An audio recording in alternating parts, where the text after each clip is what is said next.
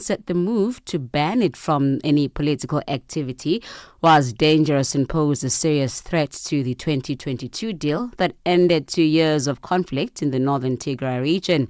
The party, which governs Tigray and dominated the entire country for many years, was on Wednesday banned for failing to hold a general assembly.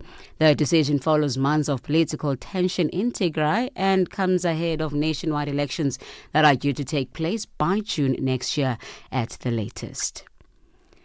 South Africa's Deputy President Paul Mashatile has encouraged unity amongst South Africans. Mashatile dismissed claims that white farmers in the country are being persecuted with their land confiscated, as claimed by US President Donald Trump. He was speaking during a visit at the National Maize Producers Organization's agricultural show in Bothaville in the Free State Province, where he has called on every South African to work on building a beautiful country together.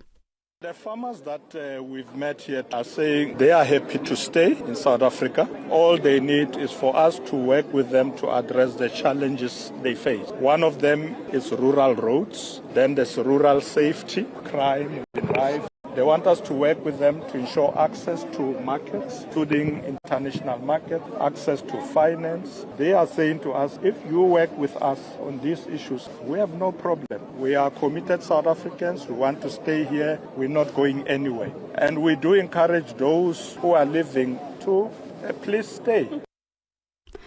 The National Director of Public Prosecutions, Shamila Batohi, says the acquittal judgment of Nigerian televangelist Pastor Timothy Omodoso is a major setback to the justice system of South Africa. The National Prosecuting Authority says it will appeal the not guilty verdict in Omodoso's trafficking and sexual assault case. Batohi was briefing Parliament, where she said there is reasonable prospects of successfully appealing Omodoso's judgment. In view of the devastating impact of this case, we immediately took measures to ensure accountability and that justice prevails, always within the confines of the law. We've undertaken 3 key measures. The first one is that we put in place steps to explore the grounds to appeal this judgment. Secondly, we continued with an investigation that had already started in August of last year into the conduct of prosecutors that are involved in this matter. In addition, the third key measure is that we established a team to assess the prosecutorial performance in the Omodoso matter. South Africa's Supreme Court of Appeal has dismissed Dr. Nandipha Magudumana's deportation appeal. This is yet another legal blow for Magudumana, whose previous High Court bid also hit a brick wall when she argued to have her arrest and deportation from Tanzania in 2023 set aside. She is one of the accused in the escape case of her boyfriend, a convicted killer and serial rapist, Thabo Bester, from prison. The SCA verdict paves the way to trial that is set for July. Magudumana and her co-accused, who include Bester, her father, as well as former employees at the G4S-run Mangaung Correctional Center. They will face 38 counts ranging from fraud, corruption, money laundering, assisting an inmate to escape, violation of a corpse, and defeating the ends of justice. Lastly, Turkish officials say talks involving Russian and Ukrainian delegation in Istanbul will take place in the coming hours. US and Turkish representatives are also expected to take part in what could be the first direct negotiations between Kyiv and Moscow since the Russian invasion of Ukraine in 2022. Chairperson of the Ukrainian Parliament's Foreign Policy Committee, Oleksandr Mezareks, says expectations are rather low. Most likely it will be kind of technical meeting, and they might be discussing the prospects of ceasefire, because this meeting takes place against backdrop of a coming Russian offensive. Channel Africa News, I am Onele Nzinzi. SABC News,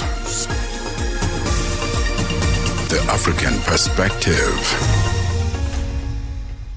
And coming up in your sports news this hour, the final of the AFCON Under-20 is set. It will be South Africa up against Morocco in Sunday's final. And then Barcelona claimed 28th La Liga title following a 2-0 win over Espanyol last night. Details coming up at 12:30. Africa Update with Lulu Gaboo, 12 to 1 p.m. Central African Time. Well, thank you to Onelen Zinzi with our news update and Msibudi Makura with the sports headlines. Now, we are on DSTV's audio bouquet channel 802, on OpenView channel 628 and on www.channelafrica.co.za, as well as on the SABC Plus app, available on the Apple and Google Play stores. And you can join us in conversation on our social media platforms. That's on X, Instagram, and subscribe on YouTube at Channel Africa 1. On Facebook at Channel Africa, you can also send us your comments and voice notes to +2763 at 4069126. Hashtag Africa Update, and let us know which country you're in. And if you have any stories that you'd like to highlight or for us to focus on, send us an email. It is newsroom@channelafrica.co.za, or give us a call on +2711 714 4459. Get the news, music, and lifestyle of Africa on Channel Africa, the African perspective.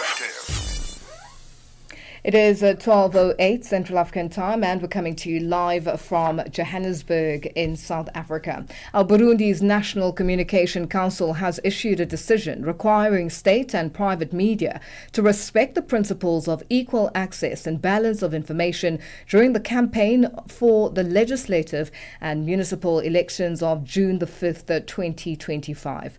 More from Marius Mohirwe in Bujumbura, Burundi. This decision concerns the respect of the electoral law in its 31st article.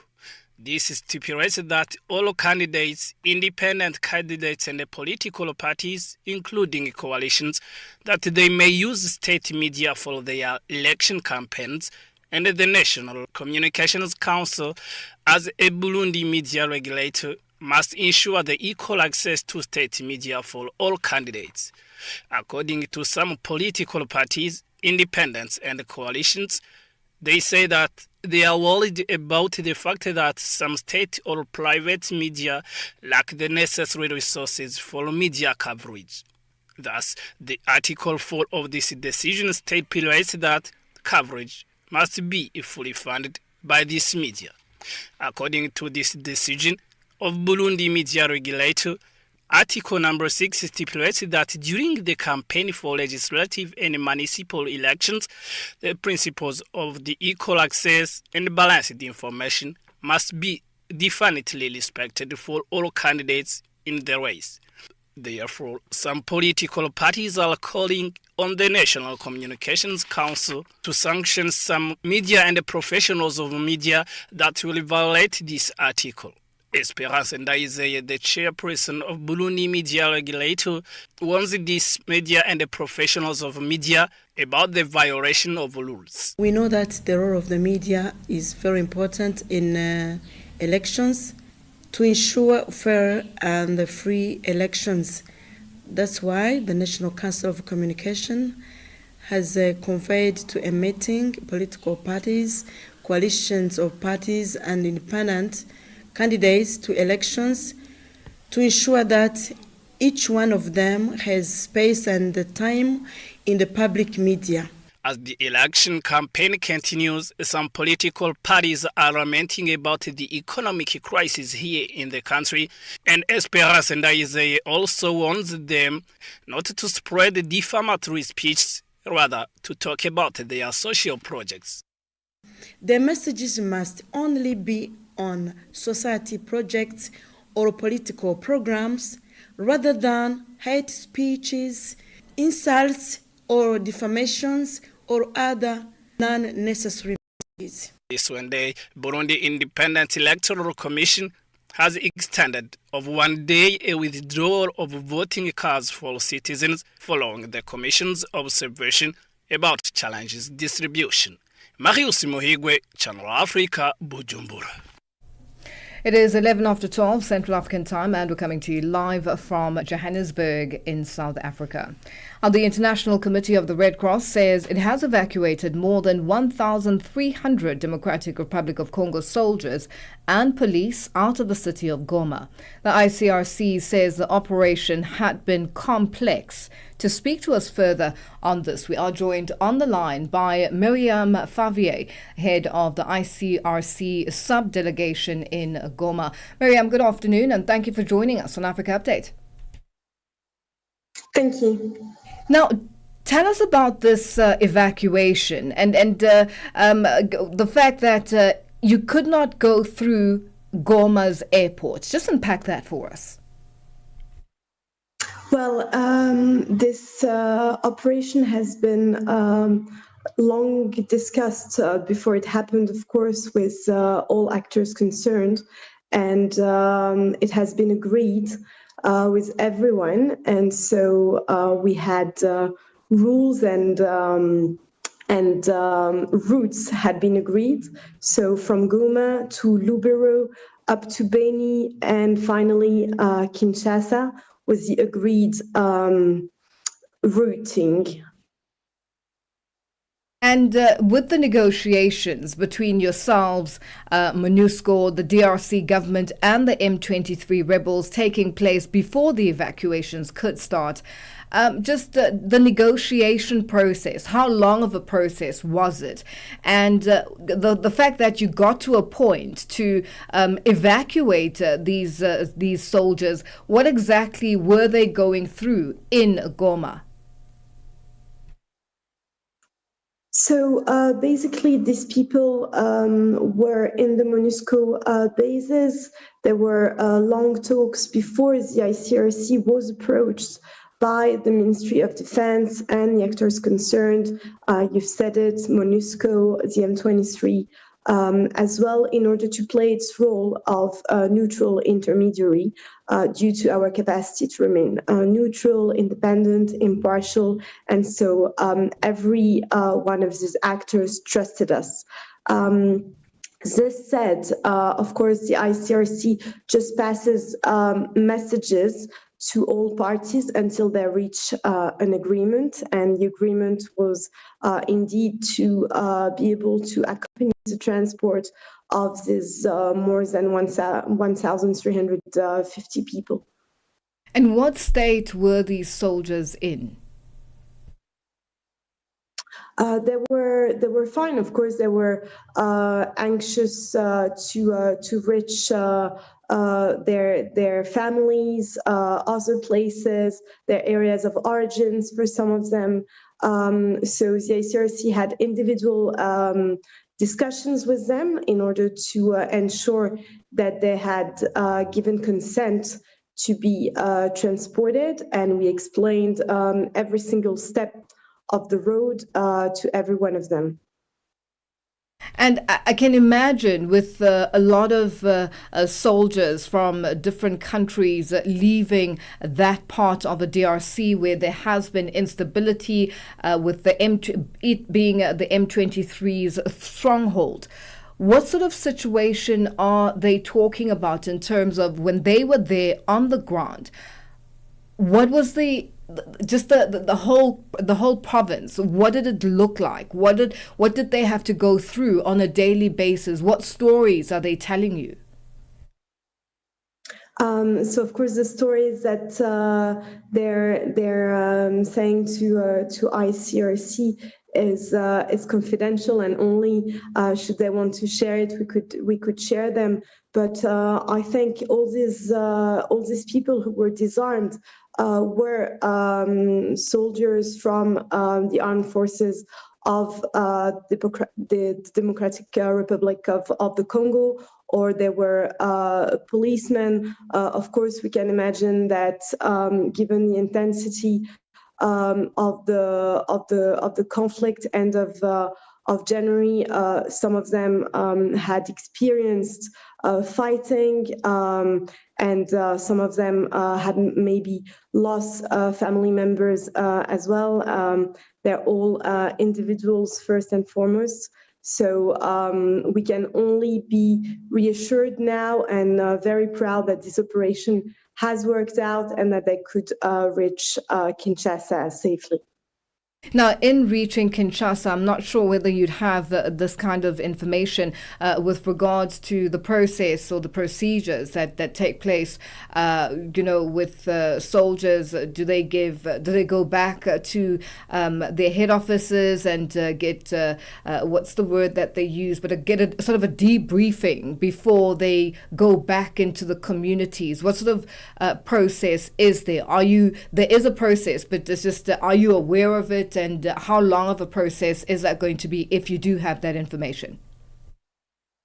So the ICRC was involved for this operation. The operation consisted in accompanying the transport of these people after discussions with actors concerned. It was a very highly complex operation with flat tires on the road, slippery roads due to heavy rains in the country, no stops, so not even toilet breaks sometimes, in order to ensure safety and security of the passengers. Now, of course, the ICRC had teams at each and every step. So, meaning we had a team in Goma, we had a team in Lubero, and in Lubero they were taking helicopters. We had a team then to receive them in Beni until their final destination in Kinshasa. The agreement is as such that the ICRC handed those disarmed people to the authorities, and then, of course, the authorities of Kinshasa will decide how these people could maybe take a rest and then go elsewhere, depending on, of course, what they want to do.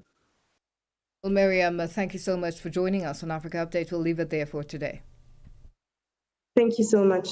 That was Miriam Favier, head of the ICRC sub-delegation in Goma, joining us on the line. It is 19 after 12 Central African Time.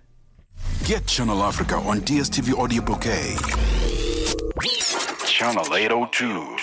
Je, una jambo lolote akilini mwako? Je, una shauku kuhusu masuala muhimu? Na je, una maoni ambayo unataka yasikike? Kweli, hili jukwaa ni la kwako. Piga simu au tuandikie kwenda WhatsApp namba alama ya kujumulisha 2760552594 na tutakupigia simu. Mtangazaji wa habari zetu za Afrika Kusini mjini Johannesburg. Hivyo unaweza kuwa mshirika kwenye matangazo yetu. Sio mazungumzo tu, ni fursa yako ya kuchangia maoni yako na kushirikiana na jumuiya ya wasikilizaji wanaotamani mtazamo wako. Tufuate kwenye mitandao ya kijamii.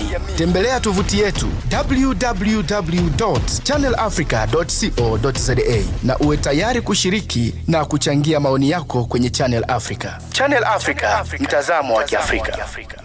We are on Open Views Audio Bouquet. Channel 628. Africa Update on Channel Africa. We are on Open Views Audio Bouquet. Channel 628. Have you been struggling to find Channel Africa? Oh yes, where can I find you guys? Well, you are in luck. Warning, radioactive zone detected. Listen to the African perspective on our brand new SABC Plus app. Download the fresh and easy to use app from sabcplus.com or the Google Play Store and the Apple App Store. Or just command your phone to find SABC Plus on your phone and check out all this good stuff. And that's where you will find Channel Africa, the African perspective. Oh yes, this is fresh and easy. Hi there. Do you want to elevate your business and give it a voice in South Africa and Africa as a whole? Well, in that case, let Channel Africa make this a possibility. Channel Africa is willing to advertise your business for as little as 30,000 rands or $1,719.18. To get access to these great rates, send all requests to mukwena@sabc.co.za That's MOKOENATA @SABC. Channel Africa, the African perspective. Africa Update on Channel Africa. It is 21 after 12 Central African time, and we're coming to you live from Johannesburg in South Africa. Now, President Donald Trump's senior advisor for Africa, Masad Bulo, hopes that a draft peace deal between Rwanda and the Democratic Republic of Congo will be concluded soon. Bulo says he spoke with both presidents and the United States and is now awaiting final feedback due this weekend. Earlier this month, the two countries submitted a proposal as part of a process meant to end the fighting in the eastern Congo and attract billions of dollars of Western investment. And to discuss this further, we are joined on the line by political analyst Dr. David Matsanga. Dr. Matsanga, good afternoon, and thank you for joining us on Africa Update. Thank you very much, Lulu. Thank you, my dear sister. Thank you very much for this new, I don't know what we call it, but this new, I am very far. I am not in my offices. I am away for some work. So thank you very much. Now, Dr. Matsanga, what do you make of the comments by Masad Bulo? Do you think this ceasefire or the agreements to the ceasefire will be concluded by this weekend? I am one of the few people who has been very optimistic that one day peace will return to Congo. But at the same time, I'm pessimistic about the ceasefire holding longer than the ink drying. You know why? There are so many obstacles and the challenges that face DRC Congo today. There are so many things that have not been well done. And there are almost 240,000 standing armies in DRC Congo. So when somebody tells me that the ceasefire will hold, I don't know which type of ceasefire you are talking about. We are dealing with one particular, situation where we are dealing with M23. But what about the 239 rebel forces that we see here today? Are they not going to disrupt the peace that we have been looking for? I don't think I give it a chance, but I have been very honest. I've told my fellow Africans, and I continue to tell the fellow Africans today, that that country is too huge to be governed by Kinshasa. We need to do something that will bring about a long-lasting solution to DRC Congo, like we did in Yugoslavia and other states. Less than that, I am not going to say it will hold. It might not. It might not, because the background is not very, very strong. Thank you. Now, Dr. Matsanga, do you think that the 239 rebel forces that are in the eastern DRC have not been taken into account? Do you think that nothing has been done to bring them to the table, because now it's only talk of the presidents and government officials? Yes, we have done a mess. It's a mess, Lulu. Don't you see the mess we are creating? People are dying, and we are creating another big mess. How do you say you are just going to concentrate on one rebel group, yet there are 239 remaining? Nobody has done that. African Union, President Kenyatta, and other leaders who were doing this, the former president of Kenya, were bringing these groups together first. Then we can, from there, move to bringing the rest of these other people and put them on table. But we are concentrating on M23 short term. I'm a peace negotiator. I'm a conflict resolution expert. What we are doing in Congo is short-term appeasement policy.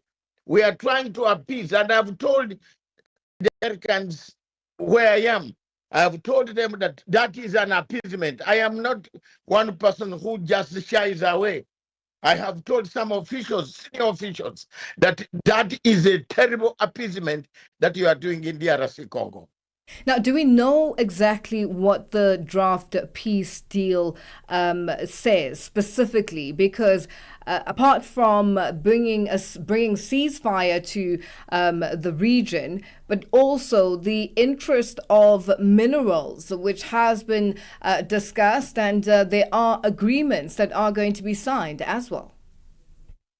Thank you very much. I was sitting with some of the officials, Lulu, and I said, have we lost the meaning of democracy right now?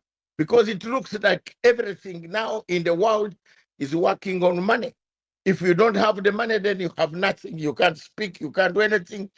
Transactional democracy has taken over from a negotiated settlement, a negotiated democracy. We have thrown that out of the window, a democracy. This type of examples are going to bring quite a lot of exciting things that could haunt us for the future. If we are not careful, Lulu, the future is going to be very, very bad. You know why? I am telling you, we are everywhere we are going, we want minerals. You give us minerals. In fact, why you South Africans are being fought is that you have plenty of those minerals under your ground, and someone wants them. So if you don't give them, you might have a problem. So this type of democracy does not play well for the world that is fragile, for the world that is fragmented. So for me, it has become the interest of the minerals. Whose money? Where is the money going? Will it build roads in the DRC Congo? Yes or no? No. Will it improve the lives of the people of Congo? No. Does Congo actually have the conditions for the minerals, for the money, for the projects to be built? No. So still, the interests of the people have not been looked into. We shall have trouble. Another group will come up, which could be more powerful. And two, we have a problem, Lulu. The problem of territory already got. The M23 is not going to move out of Goma. The M23 is not going to move out of Bukavu, Masisi, and all those areas they have captured. They have taken over. They are doing administrative equivalent on Rwanda style of administration. Under Uganda, they are doing it right now as we speak. Everything there is running in normal, different from what Kinshasa corruption is in Kinshasa. So there is nothing you are doing. We are just appeasement, a policy of appeasement. Dr. Matsanga, Qatar is facilitating talks between the DRC as well as the M23 rebels. Do we know what these talks are entailing, or they entail, with regards to this? Because it's happening parallel to what the US is doing with the presidents. I was talking to Qataris, one of the officials of Qatar who bumped into me in one of these meetings. And I let me tell you, Lulu, first of all, I am not a great friend of the people of Qatar. I don't like them. I don't like the leadership there, because the leadership knows where these people who kill us are. They don't tell us where they are. They have never even assisted us. So we have a problem here. I don't like that leadership which keeps quiet when we are being killed and then turns around to tell us that, oh, you are not very good people, or you are doing this, or you are doing that, or you are doing that. Let me tell you frankly, what is taking place in Qatar. Qatar knows exactly that these agreements will not work, but Qatar is interested more of a monetary issue. They want money. They want the concessions. They want to own the minerals. They want that elite minerals that is taking trade, that is making every country run to Congo to be there. Dr. Matsanga, so there's competition. You know, Dr. Matsanga, I wish we had more time, but we are going to have to leave it there for today. Thank you for joining us on Africa Update today. Thank you very much, Lulu. This new equipment seems to be very good, and you should tell me in advance that I should look for it. I should prepare because I'm not at my offices. I'm miles, over 10,000 miles away from my office. Definitely, Dr. Matanga. Tracy will give you a heads up next time. Thank you so much for your time on Africa Update. That's a political analyst, Dr. David Matanga, joining us on the line. Our news headlines up next with Onel Ntinti. SABC News. Headlines. The African Perspective. Thank you, Lulu. Ethiopia's main opposition party has called for the African Union to mediate with the federal government after the Electoral Board revoked its legal status as a party. The Tigray People's Liberation Front said the move to ban it from any political activity was dangerous and poses a serious threat to the 2022 deal. National Director of Public Prosecutions Shamila Batohi says the acquittal judgment of Nigerian televangelist Pastor Timothy Omodoso is a major setback to the justice system of South Africa. National Prosecuting Authority says it will appeal the not guilty verdict in Omodoso's trafficking and sexual assault case. And the United States has signed an agreement with the United Arab Emirates to build the largest artificial intelligence campus outside America. The lucrative deal is one of many sealed during the President Donald Trump's tour of the Gulf region. Channel Africa News, I'm Onele Ntinti. SABC News. Headlines. The African Perspective. Well, thank you, Onele. We say good afternoon to Msibudi Makura with our sports update. Sports on Channel Africa. The African Perspective. Thank you, Lulu. We'll start here. So South Africa's men's under-20 team, Amajita, have made history. They've reached the Africa Cup of Nations under-20 tournament final for the very first time in 28 years. Amajita haven't been to an under-20 final since 1997 in Morocco, when they lost 1-0 to the host side, minus a suspended tournament top goal scorer, Benny McCarthy. So ironically, this will be the same opponent in the final on Sunday at the 30th June Stadium in Cairo, Egypt, speaking after a hard-fought 1-0 victory over Nigeria in last night's semi-final. The head coach Raymond Mdaka once again praised the character as well as the tactical maturity of his young players. Always difficult games, honestly, but I think we have got a very good bunch of players. These boys have got character. What we know is you have your own tactics. The opponents will have their own tactics, but we are able to adjust. We check the past two games that we played against DRC. It looked like first half was struggling a bit, having this one, but we were able to manage the situation. They also Namdaka also tweeted his starting lineup for this game and also fielded 17-year-old Kagiso Madiba from the Stars of Africa Academy, the youngest member of the squad for the first time in this year's tournament. He explains the idea behind his changes.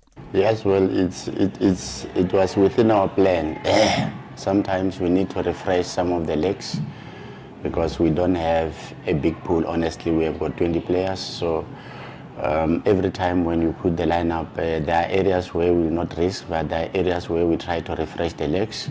But at the same time, with a plan to say, in case we have challenges here, this is how we drop in, and we had a plan. See, Jody did not start today, and we know that sometimes Jody can play as a 10, and we knew they've got a very good number 10. Morocco's under-20 national team head coach Mohamed Obi says his team's journey so far from this year's tournament, despite reaching the final of the competition in Egypt, has been far from over and does not believe they've played their best. This after a 1-0 victory over the host side Egypt in Thursday's semi-final. Morocco had set their sights firmly on 2 goals entering the tournament, qualifying of course for the FIFA Under-20 World Cup, of which they did in Chile later on this year, and of course reaching the final of this competition. The coach saying that the final is still ahead and it will be against a South African team that has shown great quality throughout this year's tournament. Now, the Confederation of African Football, in partnership with Total Energies, will unveil the new trophy as well as the identity of the Total Energies CAF Champions League ahead of the highly anticipated two-legged final of the competition. So the Total Energies CAF Champions League first leg will be played on Saturday, the 24th of May, with the second leg scheduled for Cairo on the 1st of June. The new trophy will be unveiled on Thursday, the 22nd of May, at the Total Energies offices in Johannesburg in South Africa, and will be attended by African football legends as well as the two participating clubs, that is Mamelodi Sundowns as well as Pyramids FC. Now, the timing on the unveiling adds to the excitement as well as the grandeur surrounding the decider, offering African football fans a glimpse of what will be on stake over the two legs in Tshwane as well as in Cairo over the next 2 weeks. Thursday's event also builds up on the recent partnership renewal between CAF as well as the Total Energies, which saw the giant petroleum company extending its partnership with CAF for a further 4 years. Details of the new trophy as well as its design will be unveiled on the day of the CAF Champions League trophy parade. And finally, American Coco Gauff has notched up a couple of personal milestones after booking her place in the 2025 Italian Open final with an incredible 3-hour win over Chinese Zhang Qian in a rematch of the 2024 WTA Finals showpiece match that took place more than 180 matches to complete and win by the American Gauff. She came from a 3-5 deficit in the deciding set to win that game 7-6, 4-6 and 7-6. In about 3 hours and 22 minutes, the world number 3's run at Foro Ilaticao comes just a fortnight after she had reached the final of the Madrid Open, a match she lost in straight sets to the world number 1 Aryna Sabalenka.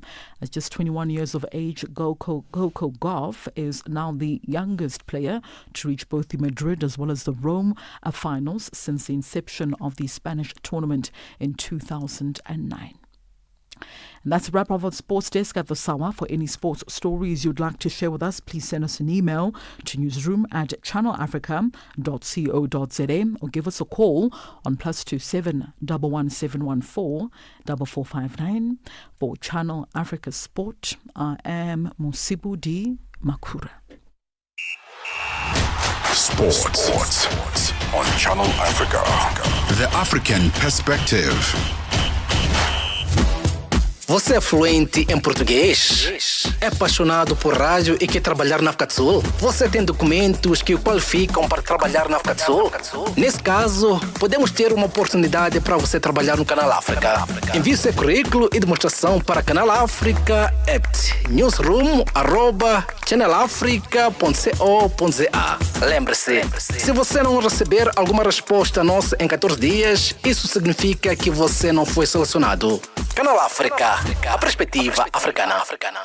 Africa Update on Channel Africa. Well, thank you to Msibudi Makura with our sports update. And we say good afternoon to Chandu Goligege with our business news. Business news on Channel Africa. The African Perspective. Thank you, Lulu. Good afternoon. South Africa's Finance Minister, Enoch Godongwana, will return to Parliament next Wednesday for a third try at passing South Africa's budget. This after disputes with coalition partners over plans to increase tax scuppered to previous attempt. Tabiso Lehuku compiled this report. Godongwana has to plug a $4.1 billion revenue hole created by his decision to backtrack on raising value-added tax while trying to stay the course on debt stabilization. Godongwana may rely on a mix of spending cuts and hopes that revenue collection will continue to outperform projections. For Channel Africa Business in Johannesburg, I'm Tabiso Lehuku. The Public Servants Association of South Africa says mismanagement, corruption and poor oversight at the National Lotteries Commission is questionable. The union says the crisis threatens vital community programs and workers' livelihoods. PSA Chief Negotiator at the National Lotteries Commission, Zamani Dladla, says the National Lotteries Commission's alleged near collapse is also concerning. The NLC has been marked by contracts in failing to distribute these proceeds to the right and deserving recipients. However, we have seen funds being dispersed for projects that have failed over time, and the PSA is viewing this as irregular expenditure. Uganda's lawmakers have approved the government's proposed budget for the fiscal year starting in July, with planned spending roughly steady compared with the previous year. Uganda says it will spend $20 billion in the 2025-26 July-June financial year, little change from the spending for the year ending next month. Ayanda Mkwanasi has more. The country says Parliament has considered and approved the proposed annual budget for financial year 2025-2026. Parliament did not say which sectors will receive majority of the funds, but the government has previously said that spending priorities in the next financial year would be in agro-industrialization, tourism and minerals, including petroleum. In West Africa, Nigeria's headline inflation rate fell slightly in April to 23.71% year-on-year from 24.23% in March. Inflation soared to repeated 28-year peaks last year, spurred by President Bola Tinubu's moves to end costly subsidies and devalue the naira currency following his presidency in 2023. After a rebasing exercise where the Statistics Bureau updated its base year and reweighted the inflation basket, annual inflation fell sharply from 34.80% in December to 24.48% in January. China's state-backed Global Times says the 90-day tariff truce agreed by the US and China during trade talks in Switzerland last weekend is too short. This as envoys from the world's two biggest economies regrouped in Korea. During the Geneva summit, the U.S. agreed to cut the extra tariffs it imposed on Chinese imports last month to 30% from 145% for the next 3 months, while China committed to cutting duties on U.S. imports to 10% from 125%. Now let's shift our focus to financial indicators at this hour. $1 in Nigeria is trading at 1,000 naira 600. In Botswana, 13 pula 46. Kenya, the dollar is at 128 shilling 305. Zambia, 26 kwacha 48. BRICS countries, $1 in Brazil is at 5 real 64. Russia, 80 rubles 40. India, 85 rupees 8. China, 71.20. South Africa, $1 is at 18 rand 30. $1 is 75 pence to the British pound and 89 to the euro. Commodities, gold is at $3,182, platinum at $983 per ounce, the price of Brent oil at $64.12 a barrel. That is all for now. For any business stories you'd like to share with us, please send us an email, newsroom@channelafrica.co.za, or you can call us on +27 11 714 4459. For Channel Africa Business, I am Chanduko Ligege.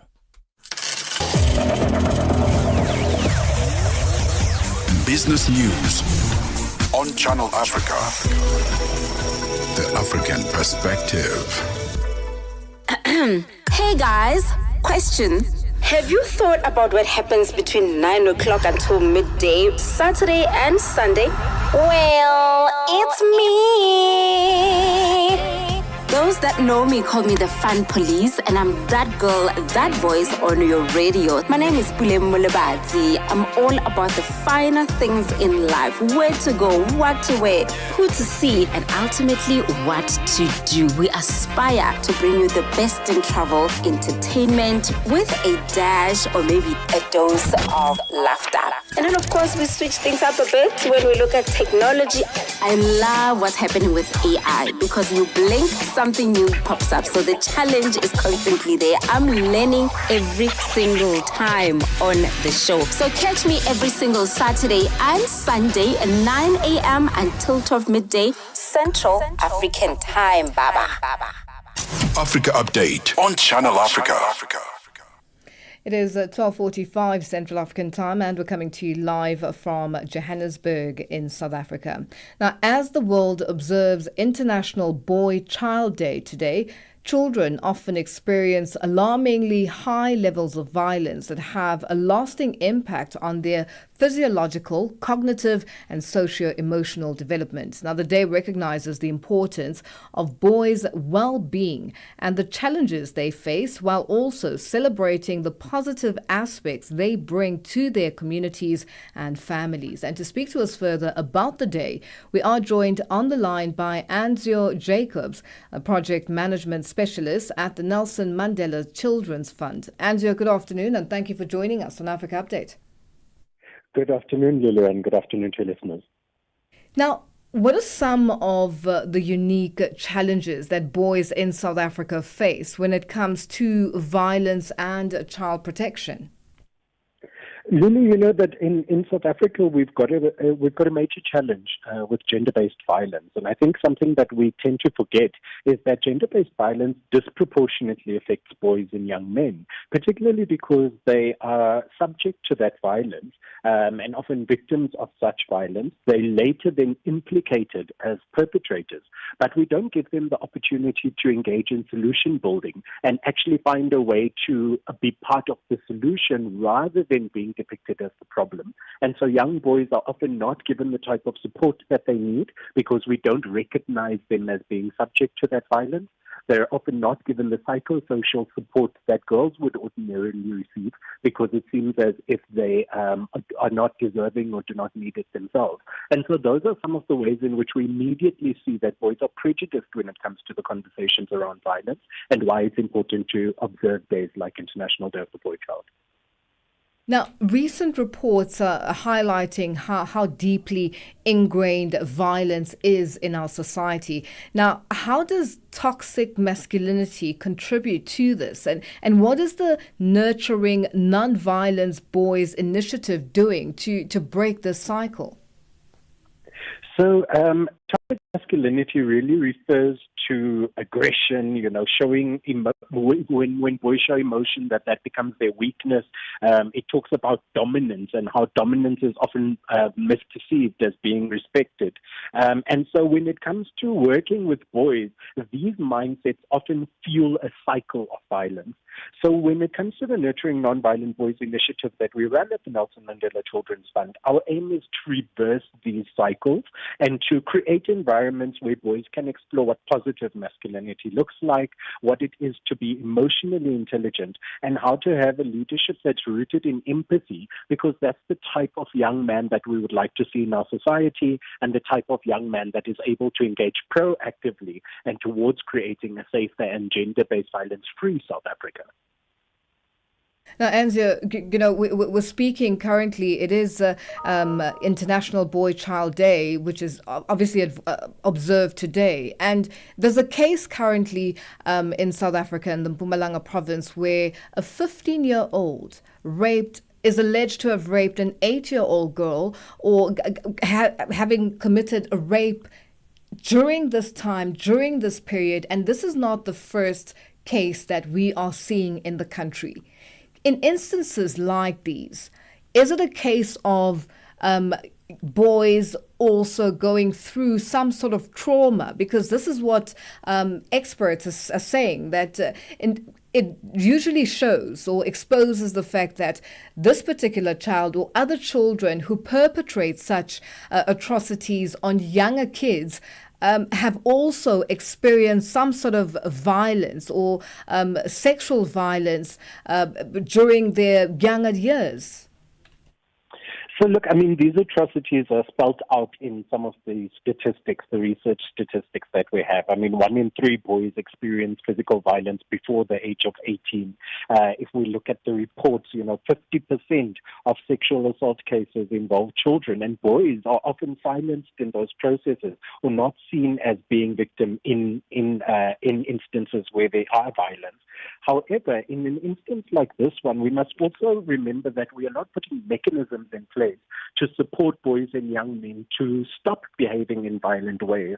We are not creating role modeling in our society that shows them what healthy masculinity looks like, what good masculinity looks like. We have a situation in the country where toxic masculinity is prized. When you look at our media, when you look at our social media, toxic masculinity is the thing that keeps recurring. And what we are saying as the Nelson Mandela Children's Fund is to change those cycles of violence. What we need to do is to reinforce positive masculinity. We need to reinforce the ability of boys to experience their emotions, to articulate their emotions, and to seek help when it is necessary. But to do that really requires a whole of South Africa approach. It requires us to change the way that we engage boys in our homes, in our churches, in the playgrounds, in the sports fields, because all of those environments where we are protecting girls, we need to be protecting boy children too.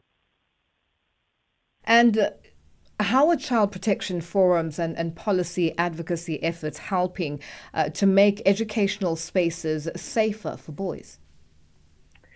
I think that we do see a difference when we work with boys and young men in ways that are reaffirming of their masculinity, but a positive masculinity. And we see that especially in projects like we've just run a project called the Girl Power Project Against Violence. We worked with an inordinate amount of boys around the country who were saying, when we hear this type of information, we want to be part of the solution and we want to be part of the dialogue that is going to change discourse in the country. I think that a lot of the times when boys are exposed to the information about the problem that we face around gender-based violence in the country, they are able to proactively become part of the solution and ensure that they do not at a later stage become part of the problem by engaging actively in solution building in communities. When we bring boys into the fold, they feel the responsibility to maintain an environment that is safe in the same way that they see it being created for girls. We also create a generation of boys and young men that will stop perpetuating violence in future. And we create an environment where we recognize that boys and young girls are going through the same types of issues in South Africa. And if we focus only on the girl child, we leave the boy child behind. So when we are engaging the boy child, we do see that positive feedback, and we do see many boy children then actively taking a stance against gender-based violence, as we see in some of the statistics in our projects. More than 9,500 boys were engaged last year. More than 50% of those that went through the program indicated coming out of the programs that their learnings are changing their behaviors. And with a lot of children being told, children being told that boys don't cry, isn't it time or long overdue for boys to be told that actually boys do cry? I think so. I think it's time that we let boys cry. There's a lot of trauma, there's a lot of violence, there's a lot of unrest in South Africa, and there's a lot of pain that we need to deal with that is intergenerational. I think when we allow boys the opportunity to cry, we first and foremost give them the opportunity to let go of any anger that they're experiencing and experience their emotions. And once they can tap into those emotions, it makes it easier for them to articulate when they are facing challenges, when they feel something is wrong, or when something wrong is happening to them, for them to feel empowered to be able to speak about the emotional challenges that they're going through and perhaps even the physical challenges that they might be facing. Unfortunately, because we don't allow boys to cry, because we don't allow them to feel their emotions, because we don't allow them to be in touch with the way that they feel and healthy ways of being, what the result of that is underreporting when they experience violence, especially sexual violence. There's a moving away from reporting when there's physical violence, generally within school grounds, within our communities. And then it takes them also away from having a solution-orientated approach to their lives. Instead, we teach them to hide their problems and to not engage anywhere seeking solutions. And what's your message to parents, educators, and communities on this International Day of the Boy Child? I think our key message is don't wait for boys to break before we build them. We have a unique opportunity to intervene at a young age with our boys and young men, to teach them from young ages how it is that they can become proactive and good citizens in the South African context. But in order to do that, we need to make sure that they are not harmed before they are helped. Well, Anzio, thank you so much for joining us on Africa Update. We'll leave it there for today. Thank you so much for having me. That's Anzio Jacobs, project management specialist at the Nelson Mandela Children's Fund, joining us on the line. It is 12:56 Central African Time. We are on Open Views Audio Bouquet. Channel 628. Channel Africa. We think differently. The African perspective. South Africa's Minister in the Presidency, Khumbudzo Ntshavheni, says that the decision by the United States government to confer refugee status to a group of Afrikaner South Africans is misinformed, as they do not fit the definition of refugees as cited in the 1951 Refugee Convention and its 1967 protocol. 49 Afrikaners arrived in the U.S. this week after President Donald Trump offered them refugee status. Ntshavheni was briefing the media in the country's capital, Pretoria, yesterday on various country issues. Sisi Sekhalo has more. South Africa has had strained relations with the United States since U.S. President Donald Trump assumed office. Trump announced that bad things were happening in South Africa, that white South Africans were facing genocide and persecution. As a result of the perceived situation of white South Africans, he offered them refugee status in his country. On Sunday, dozens of Afrikaners left South Africa, arriving in the U.S. on Monday. Minister in the Presidency in South Africa, Khumbudzo Ntshavheni, says the United States is misinformed about the situation in the country. Cabinet further reiterated that allegations of discrimination are unfounded and do not meet the threshold of persecution required under both domestic and international refugee law. Moreover, the South African Police Service statistics on farm-related crimes do not support allegations of violent crime or genocide targeted at farmers generally or any racial grouping. Cabinet refused the narrative by the government of the United States of America and remains open to constructive engagement to share a better and common understanding over these matters. Still on international matters pertaining to South Africa, all eyes will be on the country as it is expecting to host the G20 summit in November. Preparations are well underway and a series of high-level meetings are being held countrywide. The summit will be held under the theme Solidarity, Equality and Sustainability. Ntshavheni outlines some of the meetings held this month. The first one is the G20 Financial Inclusion and Women Empowerment Conference on 6th to 9th May 2025 in the Northwest, which sought to influence future G20 policy through the introduction of guidelines framework for mainstreaming women priorities, ensuring women's financial empowerment, and ensuring that women's financial empowerment remains central to the global institutional and economic reforms. Also, the second G20 Culture Working Group session was held on 5th to 6th of May 2025 in Gauteng, and this discussed shaping global cultural policies with far-reaching social and economic implications. It focused on aligning priorities to Agenda 2063, the UN Sustainable Development Goals, and protecting heritage as a human right. That's South Africa's Minister in the Presidency, Khumbudzo Ntshavheni, ending that report by Sisi Sekhalo. And just a recap of our top stories on Africa Update. We spoke to Dr. David Matsanga with regards to the ceasefire agreement that is expected to be concluded by this weekend.